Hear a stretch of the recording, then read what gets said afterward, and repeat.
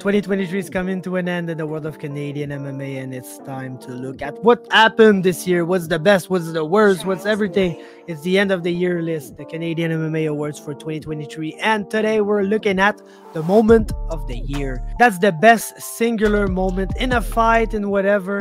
That was my favorite moment this year, and I just gotta preface this by saying that I'm super biased, of course. Like, this kind of list is very subjective. Like, there's a list like the knockout of the year, the fighters of the year, the teams of the year, where you look at records, you look at actual records, actual factual things. For this one, it's just my favorite moments. And yes, I'm biased, and yes, there's promotions, there's people, there's stuff that I like more personally than others. So of course it is gonna reflect in that list. If there's one list this year in my end of the year list that is more subjective and more biased than the others, it's that one. So let's go right on. Let's not lose any more time and go with some honorable mentions in no particular order. We've got Tommy Theocaris absolutely smoking his opponent Nathan Pierce at Unified 51. Joe Ramsay getting a 6-second knockout at Samourai MMA fight.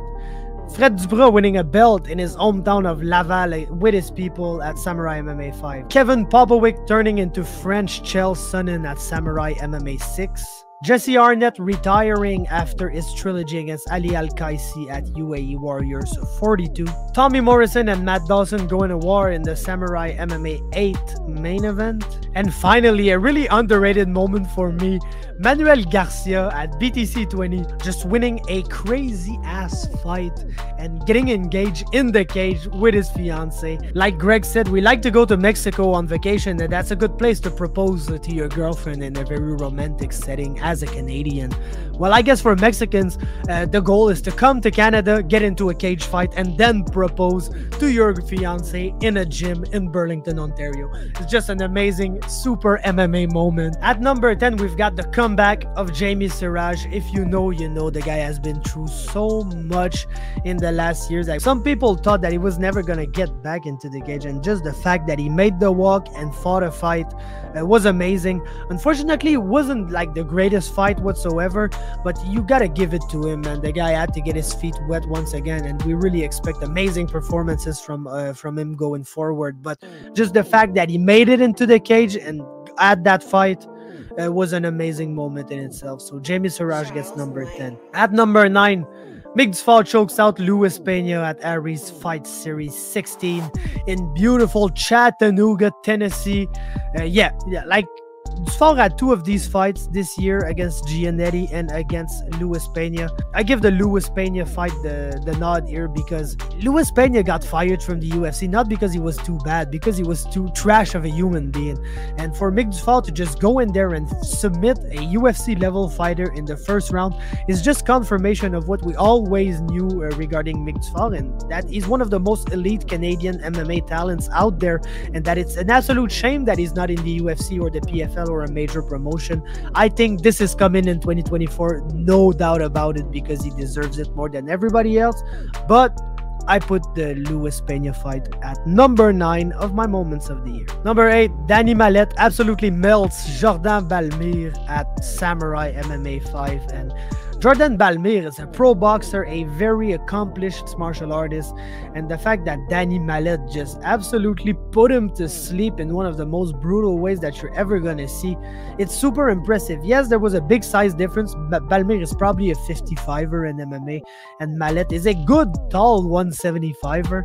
So yes, the weight difference and everything, of course it factors in, but just the way that it happened early in the fight absolutely flatlined him, face planted him on the ground. It was super surprising, and it was a crazy moment. So I gotta give it to Danny Mallette at number 8. At number 7, I hate to put it there because I'm an absolute hater on that one, but it's Alain Majorique absolutely smoking Dario Sinagoga at BFL 76. And yeah, the stoppage might have been a little early in that one, I'm not gonna lie. But Dario, like, we already had some history with Dario, you know, the Zach Powell fight. And I say it every time, it's not Dario's fault. Dario went in there, fought a fight, absolutely got his ass beat, and was awarded one of the most ridiculous decisions I've seen in my life. This is absolutely insane what happened in that fight. But it's in the past. We have to keep it in the past. And I'm not holding no ill will towards Dario. And then he comes in against Ash, fakes the glove tap to go for a takedown, which is an absolute dick move, and then just gets uppercutted into oblivion for it. And it was kind of a karma moment. It was one of my favorite moments of the year. And Ash is a Titans fighter, which is the gym where I train at when I'm in the area. So let's go Titans, let's go Ash. He's got my number 7 moment of the year. At number 6, I can already say that we're getting into some crazy moments here. It was the pro debut of Alain Majorique at Samourai MMA 6. And not even the fight, man, just the walkout. I've rarely seen in my life the audience go that crazy for a fight, like a random fight in the middle of a regional card. But Alain Majorique is from Gatineau. The event was in Gatineau, and clearly the guy had sold like a bazillion tickets for that one, because when he came out, everybody got up on their feet. Everybody were screaming so loud. The walkout is really like, I had goosebumps. It was one of the craziest moments I've seen in my life. I feel so happy for Alain, who was the star of that, who came into this huge reaction and then won the fight at probably one of the best moments of his life.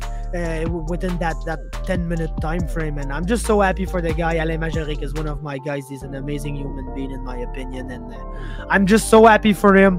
Amazing pro debut. You're rarely gonna see a crazy moment like that on a regional card, and Alain Majorique gave it to us in Gatineau this summer. At number 5, it's a moment that we've seen on many lists and that you're gonna continue to see on many lists.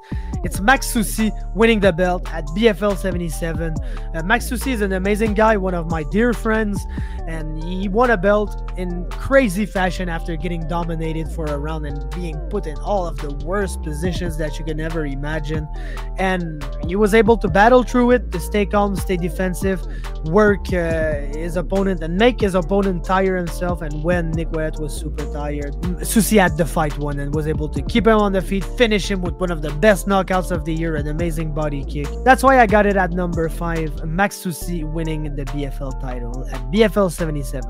Number 4, back-to-back Tabarnak, Oli Obey wins a second million and fucking dips. Last year, it was one of our moments of the year. It still is this year. I don't want to say that the second time around makes it like a little less special than the first time, but yeah, Oli is an amazing fighter. He deserved to win those $2 million, and he absolutely did.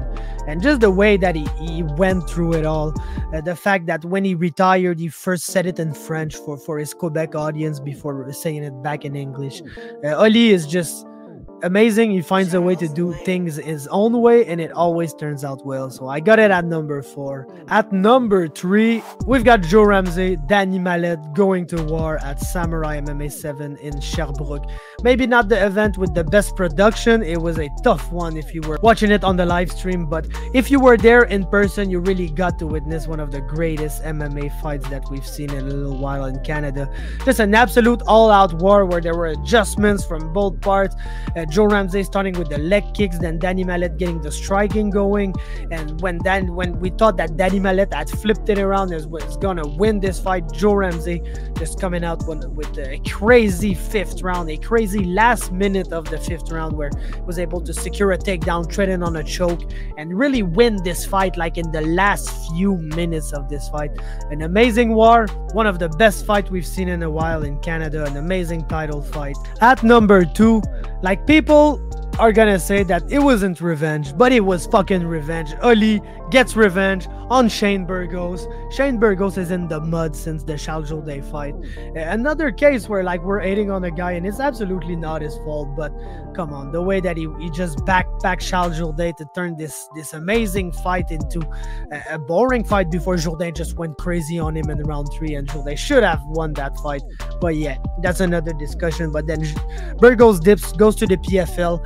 He's advertised as like the second coming of God. He's on the posters while Oli is not on the posters. And of course, they're matching Oli and Shane Burgos up first fight of the year, because you knew that PFL, they don't matchmake, but they matchmake pretty well against Oli Aubin-Mercier, even though he beat every one of their guys. It was just poetic justice, basically. Oli just backpacked Shane Burgos, and Shane Burgos was so frustrated at the end of round 3, like maybe more frustrated than Jourdain was frustrated at Burgos at the end of their fight. And it was just poetic. Like I said, the fact that Burgos just gets this ugly win on Charles Jourdain, where he turns into a grappler and tries to backpack him for most of the fight, then leaves the UFC for the big payday in the PFL, and then just gets backpacked by Oli in the funniest way, when Burgos is just raging like a madman at the end of round 3, and Oli's just on his back laughing his ass off. That was amazing. That was poetic. That was the revenge that we were all waiting for. Oli getting revenge on Shane Burgos at PFL 3. But come on, you gotta know what's our number 1 this year. It was not supposed to be great. Turned out to be amazing. It is the 6-6 night for Canada at UFC 289 Vancouver. Like, this card was much maligned because it was trash. Like, let's just say it the way that it is. It was not a good card. It was not a good card for a pay-per-view, and it cost a lot of money to be there. We kind of got into that event with mixed feelings. The event started, first fight of the evening, Diana Belbita gets a win by unanimous decision for Canada against Maria Oliveira. Then Kyle Nelson beats Blake Bilder in another kind of revenge moment. That Blake Bilder won his UFC contract, defeating Alex Morgan on the Contender Series, and that was wearing on our hearts a lot. And Kyle Nelson just coming in and defeating him, it was great. It was amazing. Then Ayman Zabi comes in, knocks the living shit out of Henri Chileng in a minute with a brutal left hook coming off the overhand. Then Jasmine comes in, and the crescendos continues because she was one of the biggest underdogs on the event, and she just beat the crap out of Miranda Maverick. Great performance, one of the greatest performances this year. An amazing upset win, and just super fun to see Jasmine, who, like, her and Mike Mallette were probably the only two people that were really hyping this event up. And to go there and see Jasmine like lose a fight to Miranda Maverick would have been absolutely sad and like not a fun experience. And Jasmine just shocked everybody, won the fight, one of the biggest upsets this year. And we were 4-4, and we were starting to believe that it was possible for Canada, because the two next fighters that were coming were Marc-André Barriault and Mike Mallette. And for Barriault, another great moment, back in front of his fans. Last time he fought in Canada at the tough decision loss to Andrew Sanchez, where he basically could have fucked him up in round 2, but fell just short of it and was not able to win the other round. So he lost that fight, and he wanted to get in front of his public and just like impress, and that's what he did. He beat Eric Anders in a very good back and forth fight. It was close, but it was a great performance for Barriault, who clearly won 2 of the 3 rounds. And another kind of milestone moment for his career, as when Barriault was the double champ in TKO, Eric Anders was the guy that he was calling out for his UFC debut, and since then he never stopped wanting to fight Eric Anders.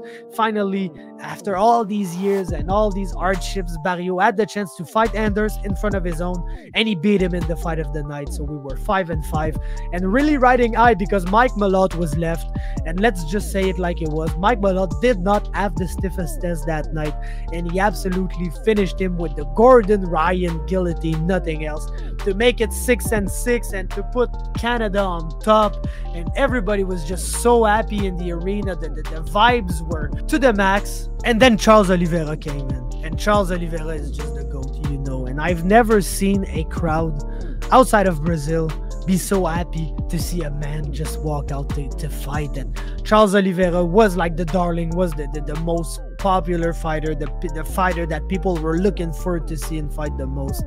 And he absolutely melted Beneil Dariush. Amazing performance, getting the first round TKO to just put a bow on that event, make it the moment of the year, make it one of the most unforgettable nights in the history of Canadian MMA. And that's why my number 1 moment of the year is the 6-6 for Canada, and Charles do Bronx absolutely owning Vancouver at UFC 289. So that concludes my list. Thanks a lot for watching. If you enjoyed, leave a like, leave a comment, subscribe to continue following, basically, because all the lists will continue to come out as we keep on recapping the year 2023 in the world of Canadian MMA. So thanks everybody, and see you next time.